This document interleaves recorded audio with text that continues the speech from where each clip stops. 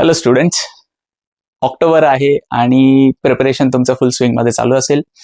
जो सगळ्यात मोठा कॉमन क्वेश्चन आहे तो मी आता ॲड्रेस करण्याचा आज प्रयत्न करतोय. इनऑर्गॅनिक केमिस्ट्री कितीही केलं तरी आज कॉन्फिडंट फील करत नाही आहात तुम्ही, किंवा त्याच्यामध्ये जास्त कॉन्फिडन्स येत नाहीये. आता हाऊ डू वी ॲड्रेस दिस? हा सगळ्यात कॉमन क्वेश्चन आहे आणि अक्रॉस जेई आणि नीट प्रिपरेशन करणाऱ्या सगळ्या विद्यार्थ्यांमध्ये हा कॉमन क्वेश्चन असतोच. हाऊ डू यू ॲड्रेस दिस? तर इनऑर्गॅनिक मध्ये दोन गोष्टी तुम्ही समजून घ्या. काही चॅप्टर्स आहेत जे लॉजिक ड्रिव्हन आहे, काही चॅप्टर्स आहेत जे फॅक्ट बेस्ड आहे. सो लॉजिक ड्रिव्हन चॅप्टर्सवर जर तुम्ही फोकस ठेवला आणि प्रिपरेशन केलं तर त्याच्यातनं तुम्हाला इनऑर्गॅनिक मध्ये बऱ्यापैकी कॉन्फिडन्स येईल. सो कोणते असे चॅप्टर्स आहेत? तर पहिला आहे तुम्हाला पिरियॉडिक टेबल करायचा आहे, दुसरा केमिकल बॉन्डिंग करायचा आहे आणि तिसरा कोऑर्डिनेशन कंपाऊंड्स करायचा आहे. हे तीन chapters in depth best preparation करा.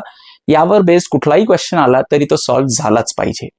यासोबत मग येतं ब्लॉक केमिस्ट्री. मग एस ब्लॉक असेल, पी ब्लॉक असेल, हायड्रोजन रिलेटेड त्याच्यावर क्वेश्चन्स विचारले जातात. इनऑर्गॅनिक क्वालिटेटिव्ह अनालिसिस असेल, या चॅप्टर्ससाठी किंवा मेटलर्जीच्या रिलेटेड क्वेश्चन्स असतील, या सगळ्या गोष्टींसाठी थोडीशी प्रॅक्टिस लागते. सो थिअरी वाचा, त्याच्यावर इमिडिएट क्वेश्चन्स करा. जोपर्यंत तुम्ही क्वेश्चन्स करणार नाही तोपर्यंत थिअरीचा रेलिव्हन्स समजणार नाही.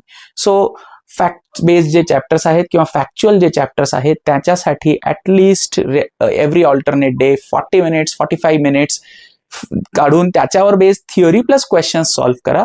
या गोष्टीने तुम्हाला बऱ्यापैकी फरक दिसेल आणि हे जर तुम्ही करत गेलात तर इन अ मंथ्स टाइम तुम्हाला इनऑर्गॅनिक मध्ये कॉन्फिडन्स येईल. It is a very easy subject. त्याच्या रिलेटेड जो हाईप आहे त्याला इग्नोर करा आणि बस व्यवस्थित प्रिपरेशन प्लॅन करा.